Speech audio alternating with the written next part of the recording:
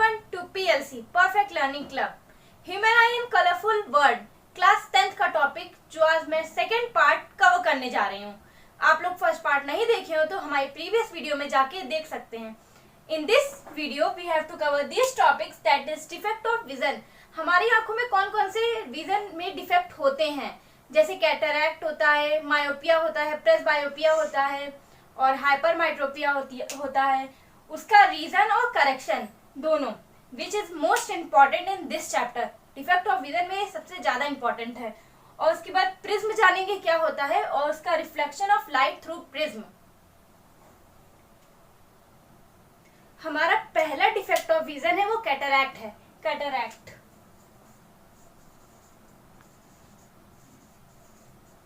इसमें हमें दूर की चीजें ज्यादा नहीं अच्छे से दिखाई दे पाती है, क्योंकि हमारी आंखों के सामने जो हमारी आई बॉल होती है वो मिल्की हो जाती है. मतलब हमको सब धुंधला इसमें दिखाई देने लगता है, सब कुछ ब्लर दिखाई देने लगता है. इसी हम सिचुएशन को कहते हैं कैटरैक्ट. यही हमारा एक डिफेक्ट ऑफ विजन है.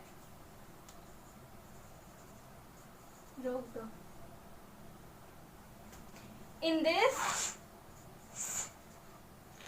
Image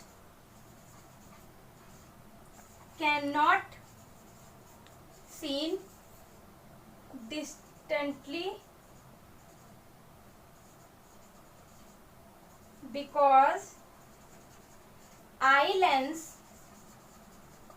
becomes milky and cloudy. इसी सिचुएशन को मिल्की और क्लाउडी जब हमारी आई लेंसेज होने लगती हैं, इसी सिचुएशन को कैटरैक्ट कहते हैं. दूसरा हमारा है मायोपिया. और हाँ, इस कैटरैक्ट की वजह से हमारी पार्शियल या फिर कंप्लीटली विजन भी जा सकती है. Myopia in this a person can see nearby object clearly but cannot see distant object clearly. Myopia में हमें पास की चीजें एकदम क्लियर दिखाई देती हैं, लेकिन जो दूर की चीजें होती हैं उसको हमें देखने में थोड़ी प्रॉब्लम होती है. जैसे हम लोग ब्लैक बोर्ड का कभी कभार नहीं देख पाते हैं, तो इसलिए मायोपिया वो हमारी डिफेक्ट ऑफ विजन होता है. इसका रीजन जो होते हैं, रीजन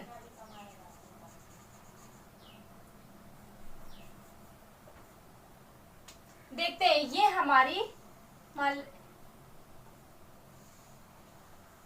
हमारी आई है. यहाँ पर कोई ऑब्जेक्ट रखा है, कोई ऐसे इमेज आती है और यहाँ रेटिना पे हमारी इमेज फॉर्म होती है. अगर हमारी नॉर्मल आई है तो इन केस हमारी मायोपिक आई है, ये हमारा ऑब्जेक्ट है, ये हमारा आई है, ये हमारा आई है. मेरी ड्राइंग इतनी अच्छी नहीं है, लेकिन तब भी ये हमारी आई है. हमारी इमेज यहाँ पर बनती है, मतलब रेटिना के पहले बनती है. ये हमारी मायोपिक आईज है. मायोपिक आईज इसमें हमारी अगर नॉर्मल आईज है तो उस पे हमारी रेटिना पे ही इमेज फॉर्म होगी, मगर अगर हमारी मायोपिक आईज है तो हमारी रेटिना के पहले ही इमेज आके फॉर्म हो जाएगी. इसके जो रीजन होते हैं, रीजन हमारा होता है इलोंगेशन ऑफ आई बॉल. मतलब जो हमारी आई बॉल होती है उसका बड़ा होना, हल्की सी वो बड़ी हो जाती है, इसलिए ये होता है. और जो हमारा दूसरा रीजन है वो decrease excessive curvature of eye lens. हमारी जो आई लेंस का कर्वेचर ज्यादा हो जाता है, इस वजह से हमारी मायोपिक आईज होती है. ये दोनों इसके रीजन है. ये हमारे क्वेश्चन जरूर पूछे जाते हैं, चाहे मायोपिक आईज का पूछा जाए, चाहे हाइपर मायोपिक, चाहे प्रेसबायोपिक आईज का पूछा जाए. रीजन और करेक्शन. अब हम इसके जानते हैं correction.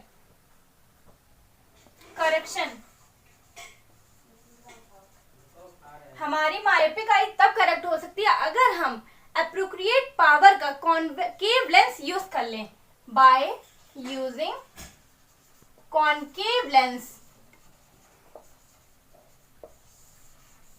Of appropriate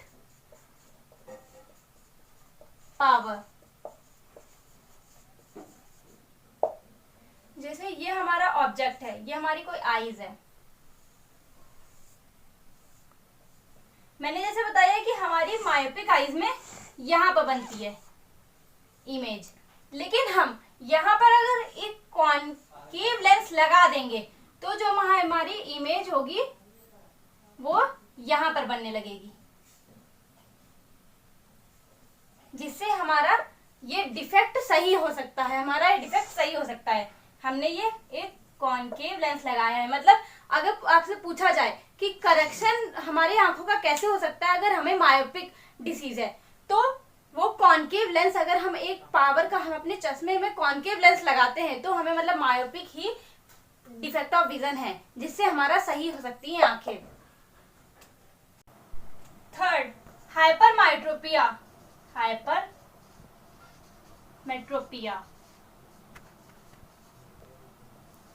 in this, इसमें जो पर्सन होता है वो पास की चीजें क्लियरली नहीं देख पाता है, लेकिन उसको दूर की चीजें एकदम क्लियर दिखाई देती हैं। जैसे कुछ लोग होते हैं वो न्यूज़पेपर नहीं पढ़ पाते हैं पास से, लेकिन उनको दूर की चीजें एकदम क्लियर दिखाई देती हैं, उनको हाइपरमेट्रोपिया हो सकता है। इन दिस पर्सन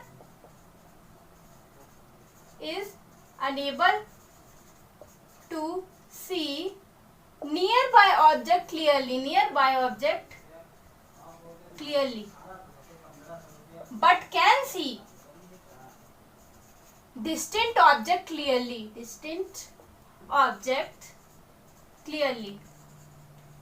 जैसे मैंने बताया है कि नॉर्मल अगर आईज हमारी होगी तो उस पे रेटिना भी इमेज फॉर्म होगी, लेकिन हमारी इन केस हाइपरमेट्रोपिया है तो यहाँ हमारा ऑब्जेक्ट रखा है,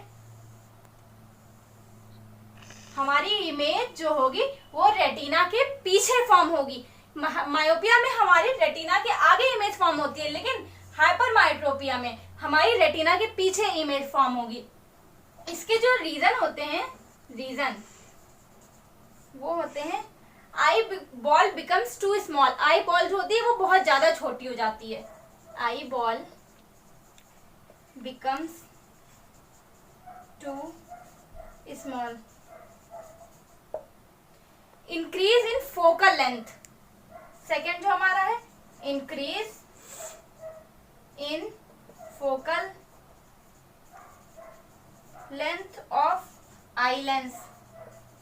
अगर आई लेंस की जो फोकल लेंथ होती है वो बढ़ जाती है तब भी हमें हो सकता है। तो इसके लिए हमारा जो करेक्शन होगा, जैसे मायोपिया में हमारी जो इमेज थी वो रेटिना के पहले फॉर्म होती थी तो हम लोग कॉनकेव लेंस यूज करते थे, लेकिन हमारी इसमें रेटिना के पीछे इमेज फॉर्म हो रही है तो हम इसमें यूज करेंगे convex lens. By using convex lens of appropriate power.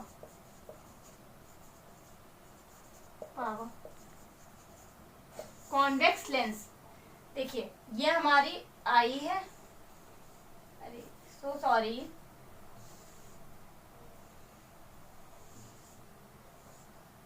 यहां हमारा ऑब्जेक्ट है।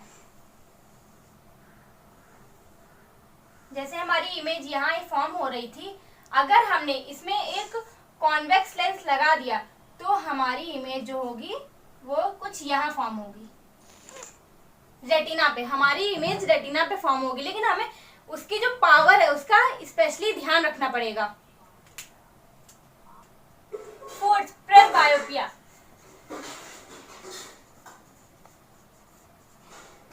ये ओल्ड एजेस में होती है, मतलब जो लोग बूढ़े लोग होते हैं, बुढ़ापे में हम लोगों को कम दिखाई देने लगता है, दूर की चीजें भी कम दिखाई देने लगती हैं और पास की चीजें भी एकदम कम दिखाई देने लगती हैं, तो ये प्रेसबायोपिया होता है। तो हम इसको कह सकते हैं in this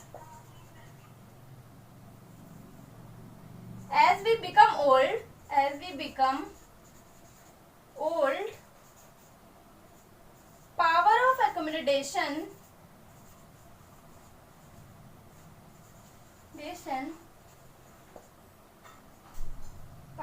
acutination of eye usually decreases. हमारी जो पावर होती है आंखों की वो कम होने लगती है जैसे ही हम बूढ़े होने लगते हैं. Usually decreases and near point gradually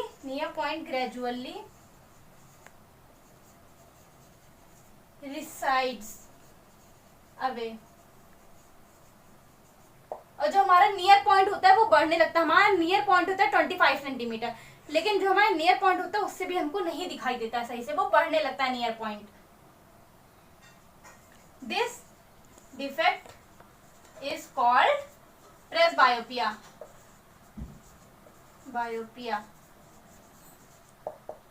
इसमें हमें मायोपिया और हाइपर मायोट्रोपिया जो होता है दोनों हो जाता है. पर्सन में suffer from both myopia and hypermyopia. myopia and hypermyopia. metropia.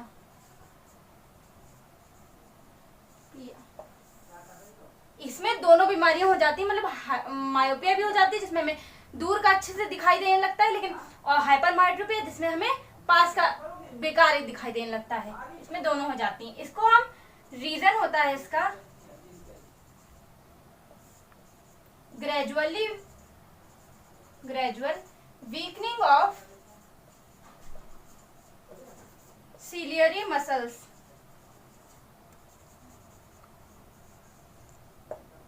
and decreasing flexibility. जैसे बुढ़ापे में हमारी सिलियरी जो मसल्स होती हैं वो वीक एकदम होने लगती हैं, और जो फ्लेक्सिबिलिटी हमारी आई लेंस की होती है वो भी एकदम कम हो जाती है. इसलिए ये होता है. इसके लिए हम करेक्शन है हमारा है बाय यूजिंग बाईफोकल लेंस. अब आप लोग सोच रहे होंगे बाईफोकल लेंस क्या होता है. बाईफोकल लेंस वो कॉन्केव लेंस आप जानते हैं, कॉन्वेक्स लेंस जानते हैं, लेकिन बाईफोकल लेंस वो होते हैं जो कॉन्वेक्स लेंस और कॉन्केव लेंस दोनों से बने होते हैं. मतलब जो उनके अपर पोर्शन होता है बाईफोकल लेंथ का वो कॉन्केव होता है, लेकिन जो उसका लोअर पोर्शन होता है वो कॉन्वेक्स होता है. Bifocal lens consist of convex and concave lens. Upper portion consists of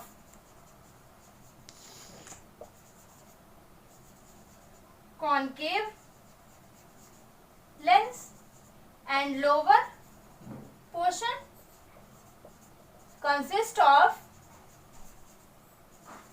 convex lens. ये हमारे डिफेक्ट ऑफ विजन होते हैं खत्म. Cataract, myopia, hypermetropia, presbyopia. अब हम चलते हैं अपने नए टॉपिक पे, दैट इज प्रिज्म. प्रिज्म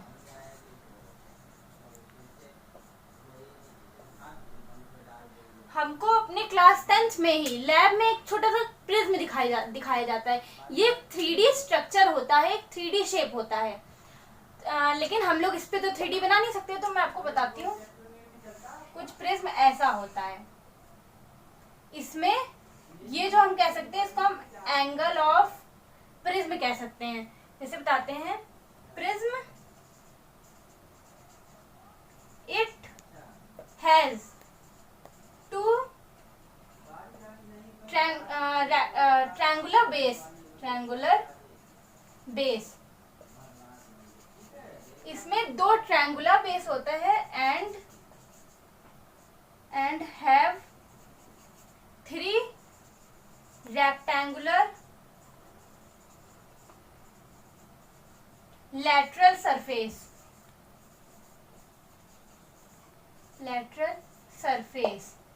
अब जैसे कि मैंने बताया ये प्रिज्म है. ये एंगल ऑफ प्रिज्म होता क्या है. एंगल ऑफ प्रिज्म जिसको हम डोनेट करते हैं ए से. एंगल ऑफ प्रिज्म होता है the surface are inclined at each other. जो प्रिज्म की सरफेस होती है वो एक दूसरे पे इंक्लाइंड होती है, और जो angle between its two lateral surface is called angle of prism. मतलब दो लैटरल सरफेस के बीच का जो एंगल होता है उसी को हम लोग एंगल ऑफ प्रिज्म कहते हैं। ये हमारी एक व्हाइट लाइट है,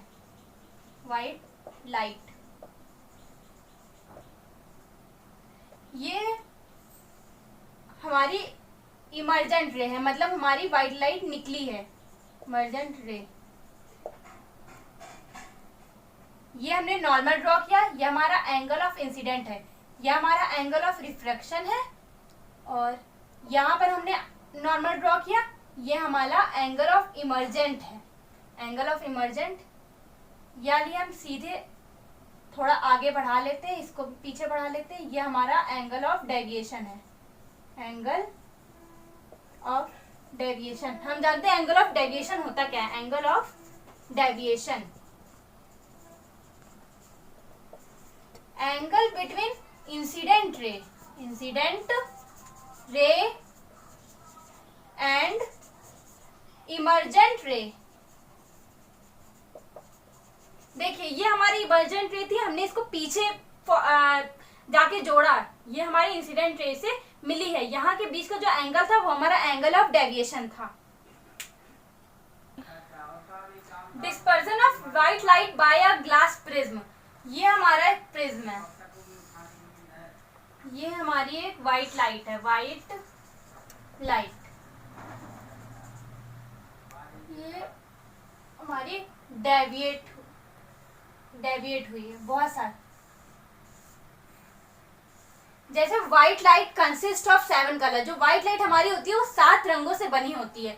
यहाँ पर हमारा रेड आ जाता है, यहाँ हमारा वॉयलेट आता है, इसके बीच में हमारे 7 कलर होते हैं।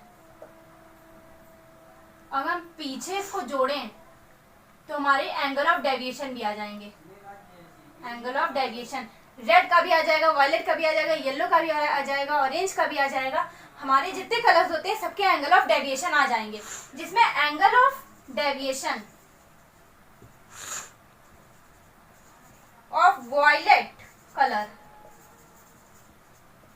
ज्यादा होता है angle of deviation of red colour से। यहाँ पर रेड होगा तो यहाँ कहीं होगा angle of deviation violet colour का, तो ये जो होगा डेविएशन एंगल वॉयलेट कलर का वो ज्यादा होगा as compare to angle of deviation of red.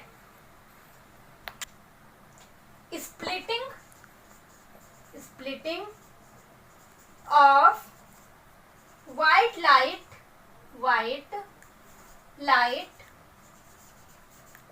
into band of color,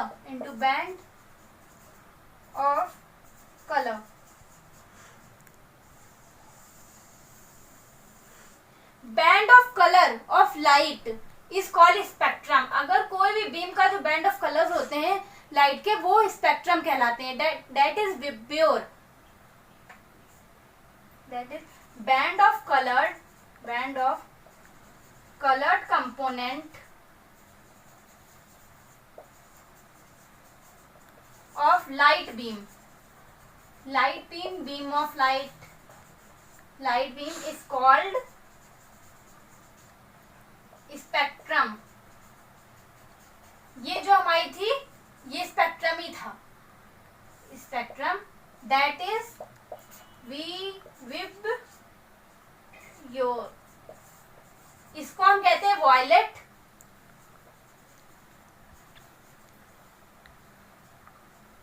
Indigo, blue, green, yellow, orange and red. ये हमारे स्पेक्ट्रम होते हैं। एक टर्म होता है डिस्पर्जन, जो क्वेश्चन में आता है। डिस्पर्जन क्या होता है? It is a splitting of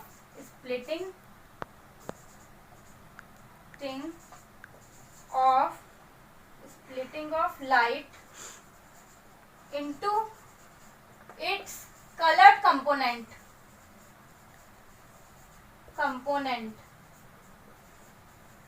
is called dispersion.